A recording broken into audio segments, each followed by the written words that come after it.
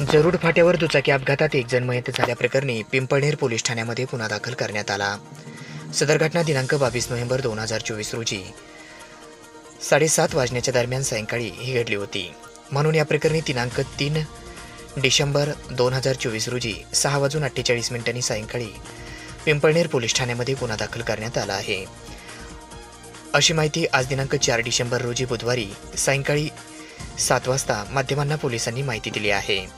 Pimpalner police ठाण्याच्या हद्दीमध्ये असणाऱ्या जरूड फाट्याजवळ तिलगाव बीड हायवेवर या ठिकाणी मयत हा त्याची मोटरसायकल क्रमांक MH23BD 9272 वर पाठीमागे बसून जात असताना यातील आरोपीने त्याच्या ताब्यातील मोटरसायकल क्रमांक भरधाव वेगात हायगैने व निष्काळजीपणे चालवून पाठीमागून जोराची धडक देऊन त्याच्या ताब्यातील त्याच्या मयतास गंभीर जखमी करून त्याच्या मरणास कारणीभूत ठरला।